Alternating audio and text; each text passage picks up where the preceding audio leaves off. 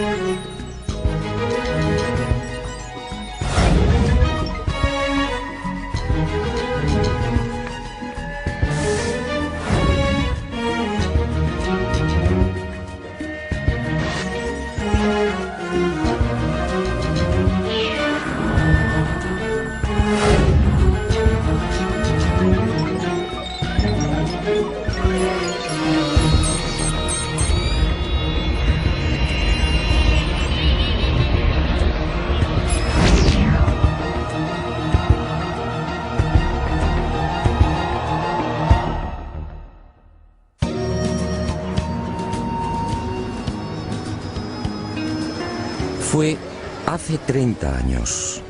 Aquí en Perú recibí el bautismo de fuego como investigador.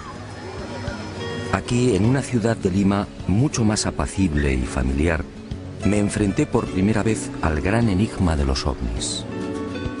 Aquí tuve la fortuna de contemplar dos naves no humanas. Y aquí, justamente, supe de otros formidables misterios. Las pistas de Nazca, las piedras grabadas de Ica y el candelabro de Paracas, entre otros.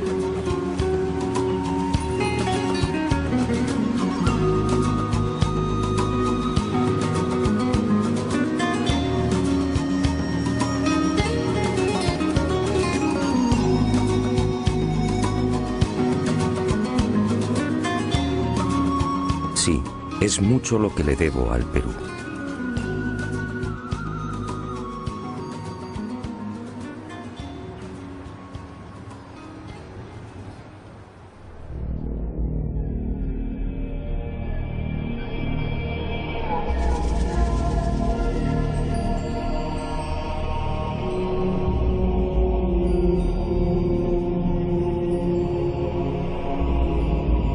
El candelabro de Paracas. Hace 30 años nadie supo darme razón del porqué de este gran tridente. Hoy la situación es la misma. Nadie sabe. Sus medidas son espectaculares. Longitud máxima 183 metros. Anchura de los brazos 3.2 metros. Profundidad de los surcos entre 1 y 1.2 metros. Y en la base un rectángulo de 20 por 14 metros.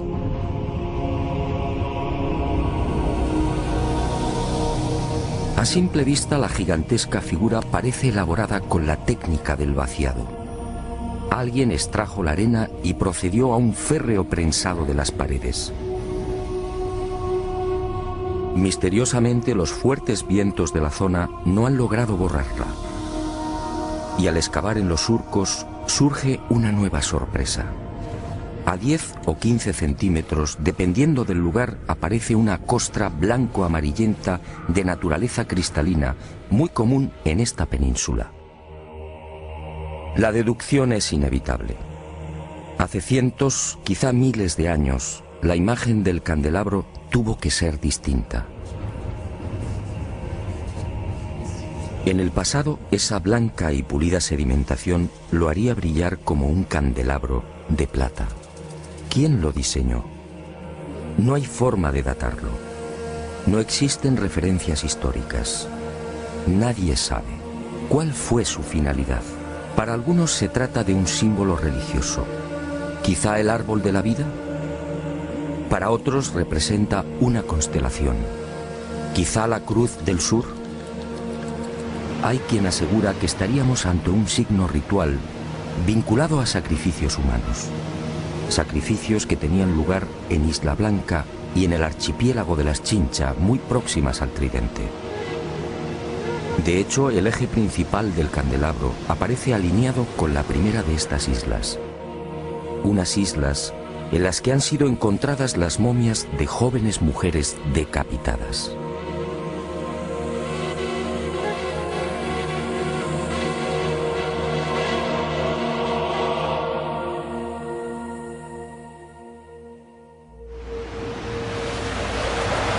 Para la mayoría de los estudiosos del candelabro, estas explicaciones son dudosas.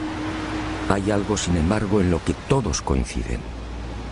Por sus dimensiones y la estratégica ubicación sobre el acantilado, con una inclinación de 40 grados en relación al mar, el gran tridente parece dibujado para ser observado a distancia. En los días claros, la figura puede ser contemplada a 20 kilómetros. ¿Se trata, por tanto, de un especialísimo faro? ¿Estaríamos ante una señal indicadora? Sinceramente, no hay forma de saberlo.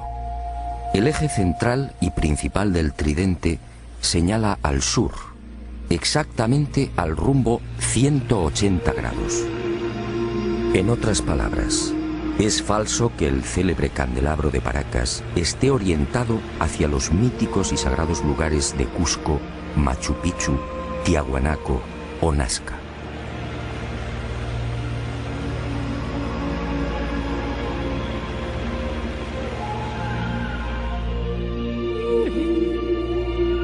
¿Una señal indicadora? Es muy probable. Una señal para los navegantes y sobre todo para los que surcaban los cielos. Pero ¿quién tenía la capacidad de volar hace cientos o miles de años?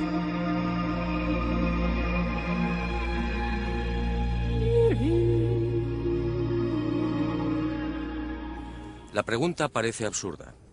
¿Quién podía volar en la antigüedad? Para la ciencia está muy claro. Ningún ser humano tenía la capacidad del vuelo hace miles de años. Yo, en cambio, no estoy tan seguro. Sígame y le mostraré algo desconcertante.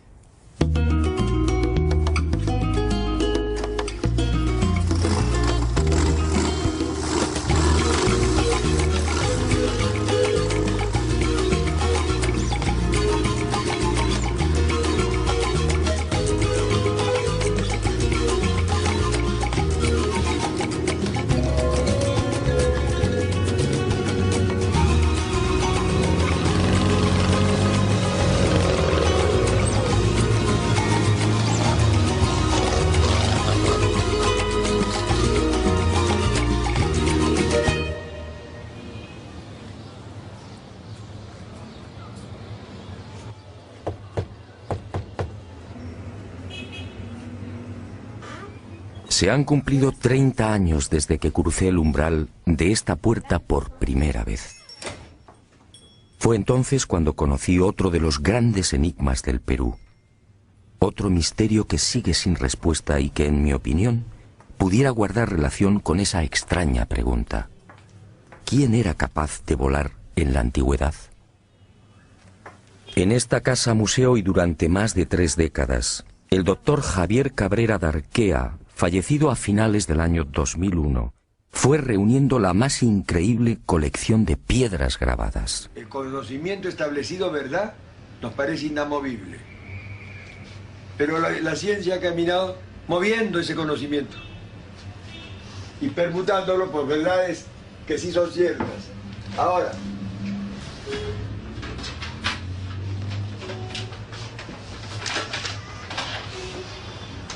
esos instrumentos que ha visto ahí. Ahí está. ¿Como de hueso, claro? Hueso humano, tibia humana. 11.000 piedras de todos los tamaños, con unos altorrelieves asombrosos. Toda una biblioteca lítica desenterrada en el vecino desierto de Ocucaje. Todo un tesoro arqueológico que, al parecer, le fue suministrado por los indios. Pero el doctor Cabrera murió sin que la ciencia reconociera su gran labor. Es verdad, sí. Y este es el... Lo mismo que salía en Japón, salió acá en Paracas. Ah, sí, es verdad, sí. Los seres que llevaban como una... En las piedras aparecen unos hombres realmente singulares. Son representados con grandes cráneos y con manos de 4 dedos, siempre sin pulgares. ¿Quiénes son estos seres?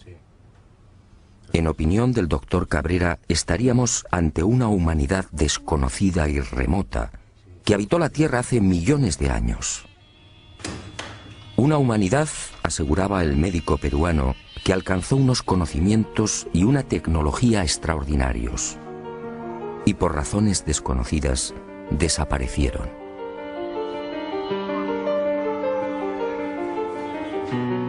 Pero antes de extinguirse, esta supuesta humanidad dejó un legado. Miles de piedras grabadas con escenas desconcertantes. Según Cabrera, se trataría de una síntesis de su historia y de su sabiduría. Veamos algunas de estas increíbles secuencias. ¿Trasplantes de órganos? ¿Un trasplante de corazón en la antigüedad? ¿Una intervención en el cerebro?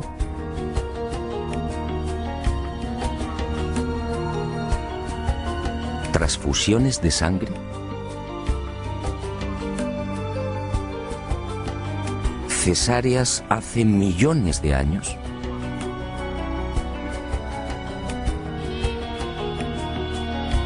¿Representaciones de órganos humanos? ¿Hígados? ¿Corazones? ¿Riñones? ¿Cómo es posible?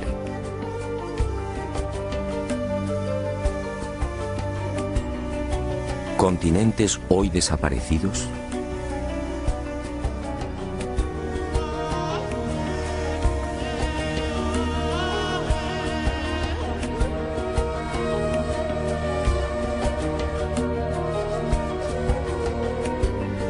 ¿Animales antediluvianos? ¿Grandes dinosaurios? ¿Hombres conviviendo con dinosaurios? ¿Hombres aniquilando a estos temibles reptiles? ¿Cómo es posible si estos animales desaparecieron hace 65 millones de años?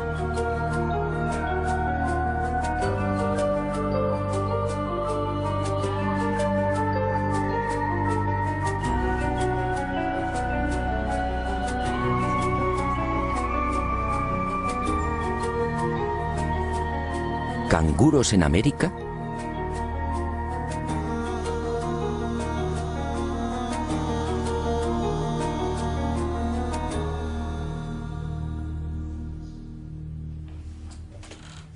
A lo largo de estos últimos 30 años, en las numerosas visitas a Ica y al desierto de Ocucaje, traté de descubrir el yacimiento del que supuestamente se extraían las piedras grabadas.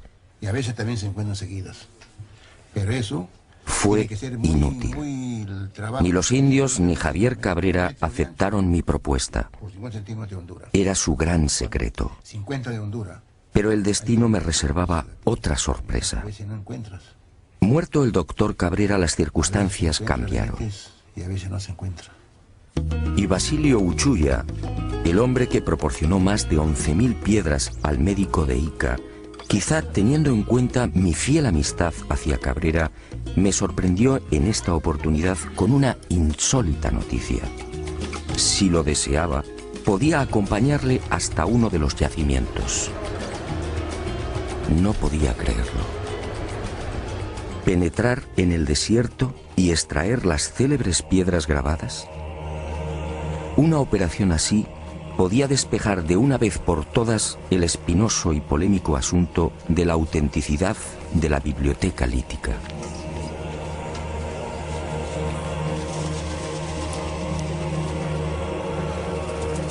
Eran las 08 horas de un caluroso miércoles 16 de enero del año 2002. Y nervioso, esperé.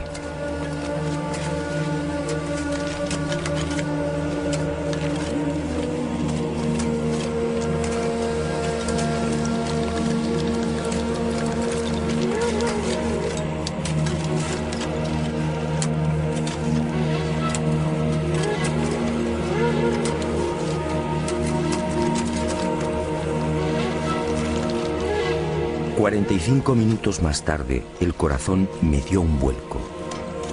Uno de los indios, Omar, detuvo la pala y señaló una piedra todavía semienterrada. Y observamos que el terreno está perfectamente apelmazado. Por tanto, es muy difícil que aquí haya habido algún tipo de manipulación previa. De momento, terreno completamente intacto, apelmazado. No podía creerlo. De manipulación. Ya cede.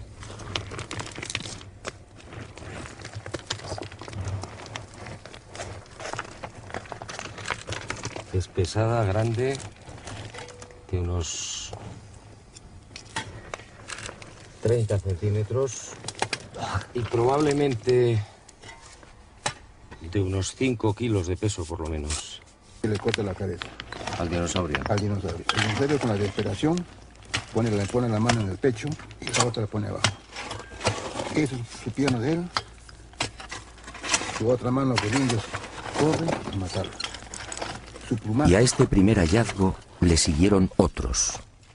Los indios descubrieron nuevas piedras grabadas a razón de una cada 10 minutos. Es la tercera. Todas ellas, en apariencia, habían sido sepultadas mucho tiempo 40 antes. minutos. La ha encontrado Omar, ¿no? Sí. Omar. Sí. Y vamos a proceder a la extracción. Volvemos a insistir, terreno completamente apelmazado,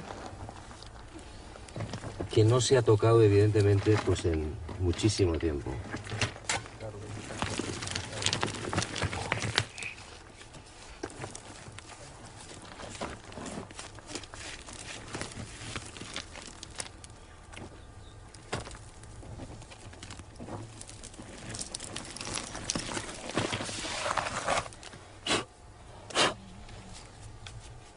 Y se bota.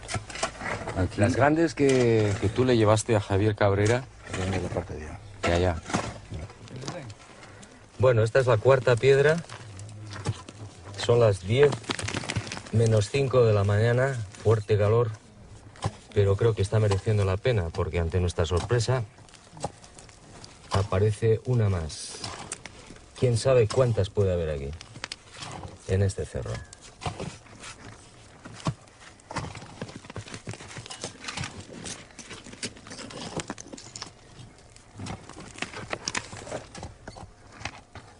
Hoy, 16 de enero del año 2002, a las 10 de la mañana, en pleno desierto de Ocucaje, Basilio Uchuya ha accedido a llevar por primera vez a un equipo de televisión hasta uno de los yacimientos de las célebres piedras grabadas de Ica.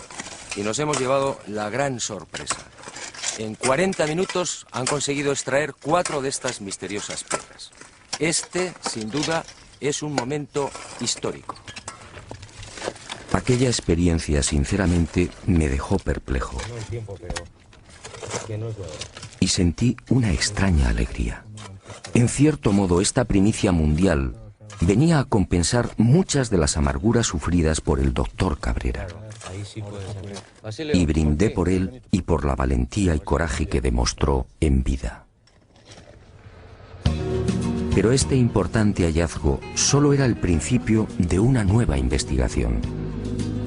Ahora debía someter estas piedras a toda una batería de minuciosos análisis.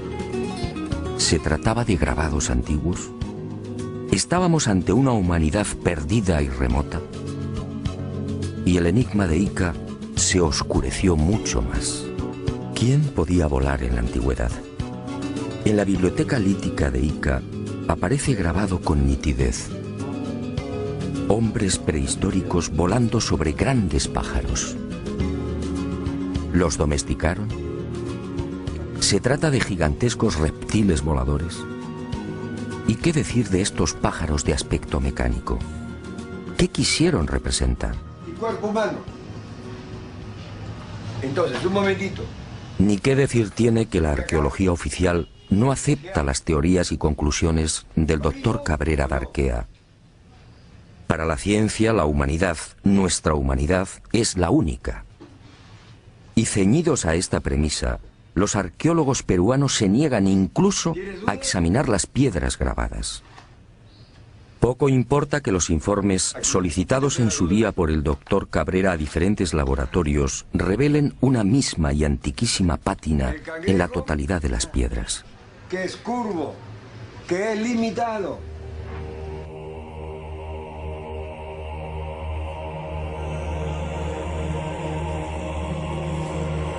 Como tampoco importa que algunas de estas piedras grabadas fueran halladas en el fondo de tumbas precolombinas. Este fue el caso del rector de la Universidad de Ingeniería de Lima, Santiago Agurto, quien en 1961 descubrió 4 de estas piedras en otras tantas tumbas al sur de Ica.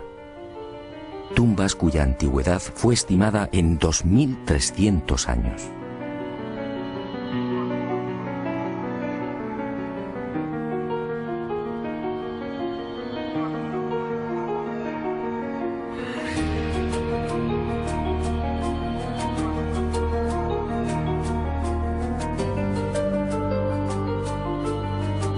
A mi regreso a España, como dije, varias de las piedras grabadas desenterradas en mi presencia fueron enviadas a 5 laboratorios pertenecientes a 4 universidades españolas y una canadiense. Aunque los estudios no han concluido, los primeros análisis arrojaron el siguiente resultado. En algunas de las piedras, las zonas grabadas presentan una oscura pátina, consecuencia muy probablemente de un largo proceso de oxidación natural. En palabras sencillas, esos grabados no son recientes. Pero otros estudios en otras piedras han puesto de manifiesto que las incisiones presentan una clara factura moderna. Los grabados habrían sido ejecutados con medios mecánicos motorizados. En suma, según estos análisis, y por ahora, algunas de las piedras extraídas del cerro serían recientes y otras antiguas.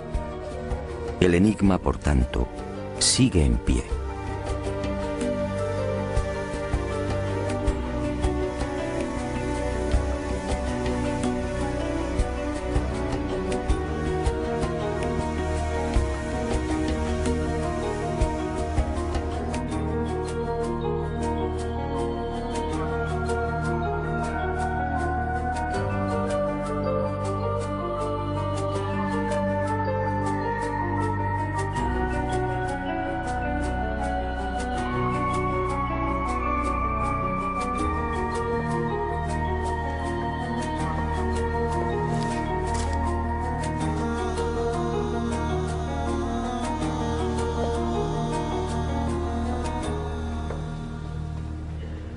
Sea como fuere, lo cierto es que los antiguos peruanos parecían obsesionados con el hecho de volar. Esta es otra prueba, una prueba determinante.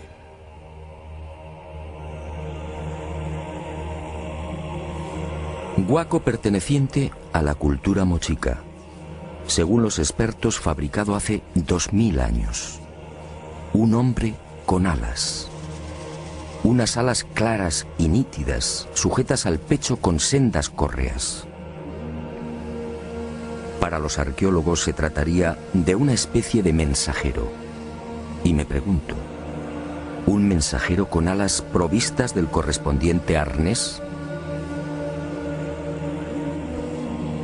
¿No es más lógico pensar en la representación de un hombre que podía volar? Más aún, si los antiguos peruanos obviamente no estaban capacitados para practicar el vuelo, ¿no serán estos huacos y pinturas el recuerdo de otros seres que sí podían hacerlo?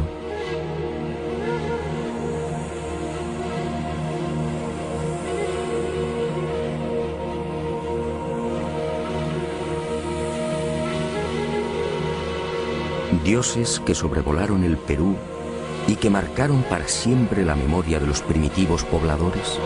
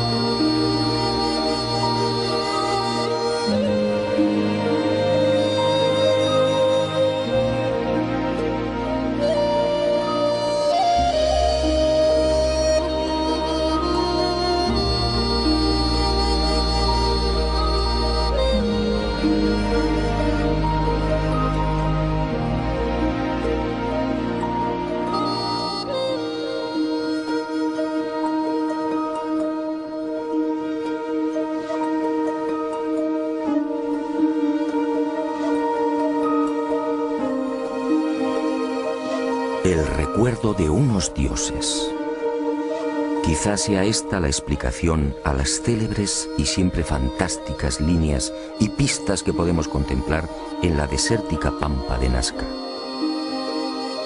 Cientos de líneas kilométricas, cientos de pistas que asombran y confunden. Cientos de figuras dibujadas en un paño de casi 600 kilómetros cuadrados, estratégica y misteriosamente concentradas en las pampas y cuencas de Jumana, Santa Cruz, Río Grande, Palpa, Ingenio y Nazca.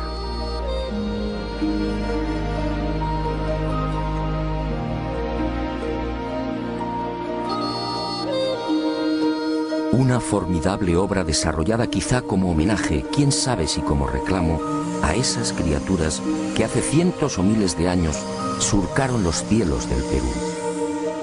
Los hombres alados, dioses capaces de volar, seres superiores gobernando extrañas y luminosas máquinas, dioses que prometieron volver. Y los hombres, ansiosos, plasmaron sus deseos en la tierra, dibujando grandes figuras, unas figuras solo visibles desde el aire, unas figuras mitad oración, mitad grito.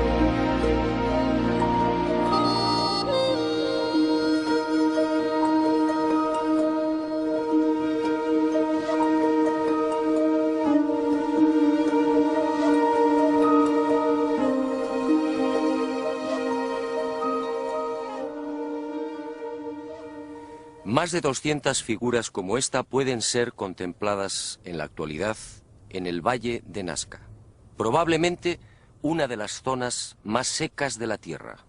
Aquí no llueve nunca, o casi nunca. La corriente de Humboldt en las costas del Pacífico, 3 grados por debajo de la temperatura del aire, es la responsable de esta extrema aridez. El índice de precipitaciones es realmente angustioso, apenas 1 centímetro cúbico al año. Y esas pocas gotas de agua se reparten en unos 30 minutos cada 2 años.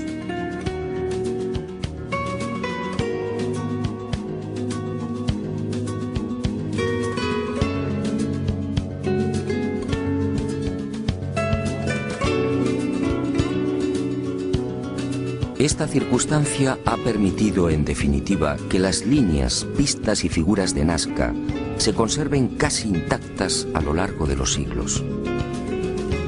Y a la ausencia de lluvias hay que añadir también otro interesante y peculiar factor que ha preservado casi milagrosamente la integridad de este tesoro. Los guijarros de la pampa, sometidos durante el día a fuertes temperaturas, acumulan el calor, creando una especie de colchón que aísla la superficie del terreno y sobre el que se deslizan vientos y arenas. Me parece buena la interpretación porque eso hace de que se genere ese colchón que tú mencionas, el Valle de Taruga o en la zona de Palpa, ¿no? Donde también vemos inmensa cantidad de...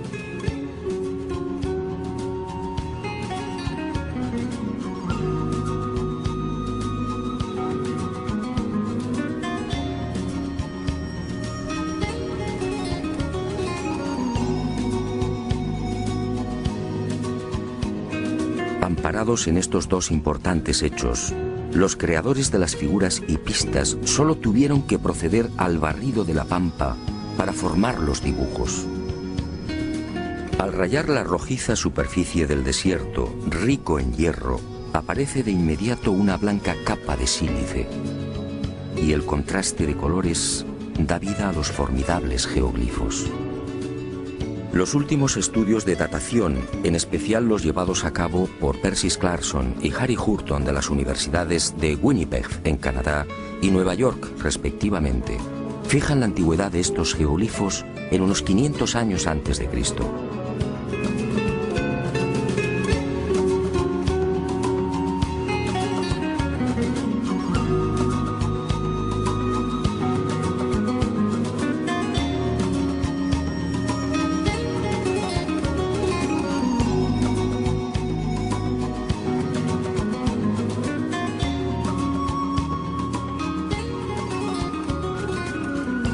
A diferencia de lo que sucede con el candelabro de Paracas, estas figuras de la pampa nazqueña sí disponen de un respaldo histórico. Cieza de León, que acompañó a Pizarro por el Perú a finales de 1537, fue testigo de excepción de estos signos. Así los califica. Signos en algunas partes del desierto que circunda Nazca. Y añade en sus crónicas que dichos signos eran tomados como caminos a seguir por las comunidades indias.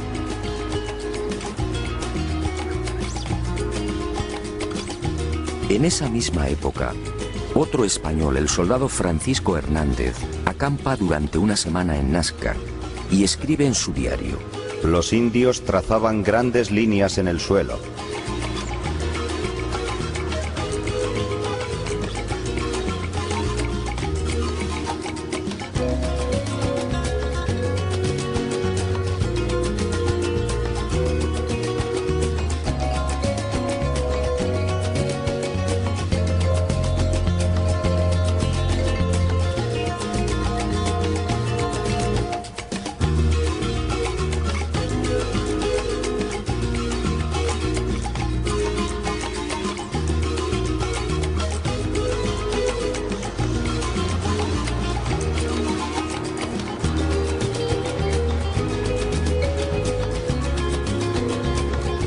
Años después, en 1586, el corregidor Luis de Monzón se dirige al virrey Toledo y le relata la siguiente historia.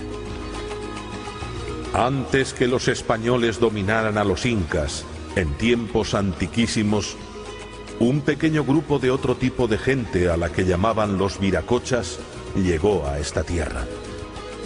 Y obedeciéndoles, los indios los siguieron e hicieron caminos que hasta ahora se pueden ver, largos como una calle, a cuyos lados construyeron muros bajos. ¿Los viracochas? ¿Quiénes eran? Cuando consulté a los indios, todos coincidieron. Señalaron al cielo y exclamaron: dioses, dioses que volaban, dioses que llegaron de Tiahuanaco y trajeron el arte y la agricultura, dioses que enseñaron cómo dibujar las líneas y figuras.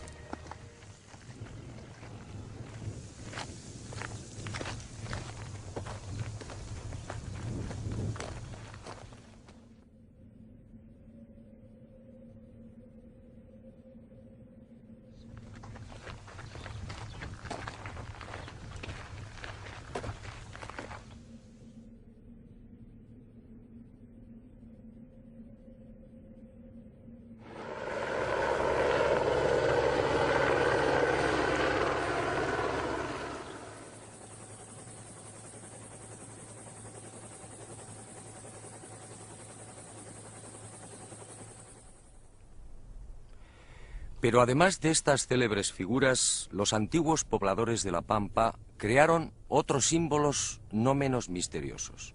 Unos dibujos que voy a ofrecerle en primicia. Sígame y juzgue por sí mismo.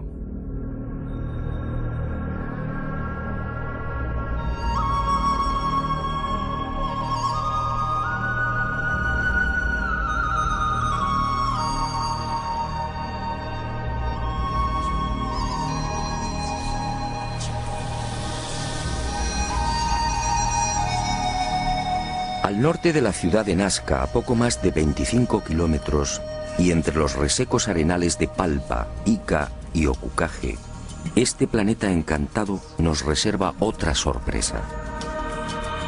Decenas de geoglifos desconocidos.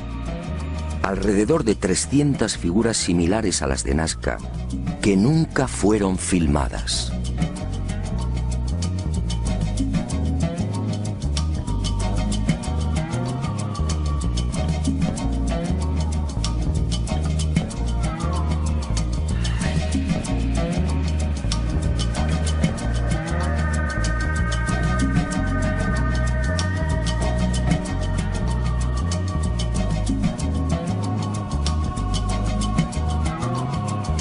La huella de la serpiente. Más de 10.000 orificios de 1 metro de profundidad y 90 centímetros de diámetro que trepan por laderas y cerros. Nadie sabe qué significan.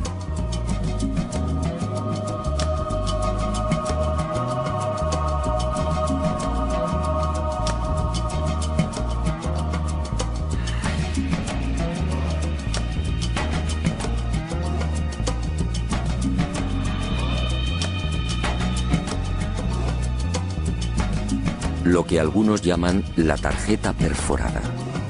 Otra enigmática sucesión de puntos en forma de aspa, excavados a lo largo de 15 columnas o líneas paralelas. ¿Se trata de un sistema de navegación aérea? Nadie lo sabe. El gigante de cabeza cuadrada. Otro ser enigmático coronado con plumas o antenas. Una figura antiquísima, probablemente de mayor antigüedad que las de Nazca, que levanta los brazos mostrando unos objetos igualmente desconocidos. Y en las laderas de los cerros próximos, nuevos gigantes. Seres que parecen saludar a quienes se acercan por el aire. Y en Pozo Santo y en el cerro de Cabeza Larga, más señales. Figuras geométricas incomprensibles, individuos gigantescos con enormes cascos, felinos, aves desconocidas para la ciencia. Todo un misterio, un irritante misterio.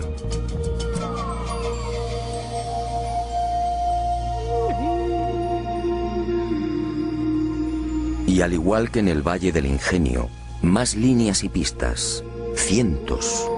Pistas de hasta 14 kilómetros.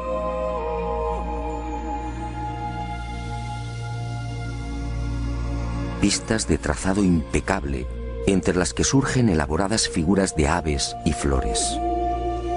Imágenes que lamentablemente, como dije, están siendo destruidas por la mano del hombre. Y en el calcinado arenal de Ica, otro desafío. Esta figura fue descubierta en 1984 por los pilotos de Aerocóndor en la hacienda San Javier. Desde entonces recibe el nombre de la Estrella de San Javier. Mide 64 metros de diámetro y constituye sin duda el más arduo de los jeroglíficos. ¿Qué significa la Gran Cruz central? ¿Cómo debemos interpretar los 200 orificios y las decenas de líneas que unen los círculos? ¿Estamos ante un mensaje matemático?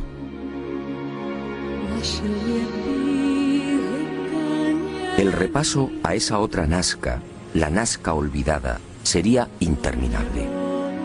Y decidimos concluir con una figura que no precisa demasiados comentarios.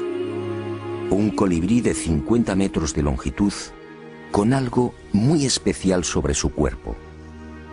Sí, todos los que lo contemplan coinciden. Un avión.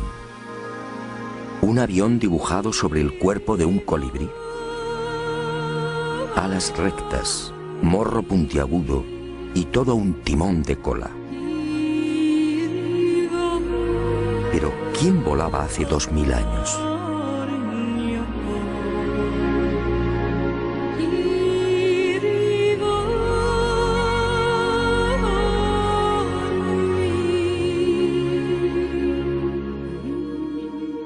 El enigma de Nazca ha cumplido 75 años.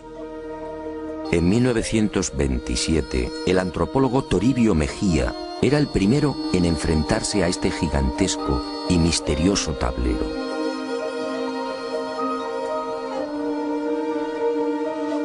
Después sería redescubierto por toda una legión de expertos. Para Kosok, por ejemplo, estas figuras eran la representación de las trayectorias del Sol, de la Luna y de los planetas. En otras palabras, el mayor libro de astronomía del mundo. Para Maria Reiche, la matemática alemana que dedicó su vida al estudio de la Pampa, se trataba de un calendario. Un formidable calendario en el que las figuras reproducían constelaciones y las líneas marcaban solsticios y equinoccios. Gerald Hawkins sometió esta teoría de Reiche a las computadoras y comprobó que la hipótesis del calendario era falsa. Para el explorador inglés Tony Morrison, las líneas son caminos, senderos sagrados que unirían templos. Pero, ¿dónde están esos supuestos templos? Otros, como Jim Gutman, están convencidos de que los antiguos pobladores del Perú llegaron a fabricar y utilizar globos aerostáticos. Así, dicen, diseñaron las figuras. Dobkin de Ríos y Cárdenas van más allá y apuntan una explicación tan poco convincente como las anteriores. Según estos científicos, las figuras de Nazca no serían otra cosa que el resultado de la ingestión de alucinógenos por parte de los indios. William Isbell, en cambio, afirmaba en 1980 que estos geoglifos fueron la consecuencia de un simple entretenimiento, un procedimiento para mantener ocupada a una gran masa de población. La hipótesis no se sostiene porque, entre otras razones, estas figuras fueron trazadas a lo largo de 1500 años como mínimo. Henry Sterling llegó a proponer una explicación que obviamente fue desestimada. Los geoglifos de Nazca, escribió, son en realidad un gigantesco telar. Y recientemente se ha puesto de moda otra versión que tampoco termina de convencer. Según el hidrólogo Stephen Mabey y el arqueólogo Donald Prulls, estos cientos de imágenes serían simples marcadores de aguas subterráneas. El problema que hace tambalear los informes de estos científicos de la Universidad de Massachusetts es que de las 500 figuras existentes en los desiertos peruanos, solo 5 coinciden con napas o mantos de agua subterránea. Solo 5.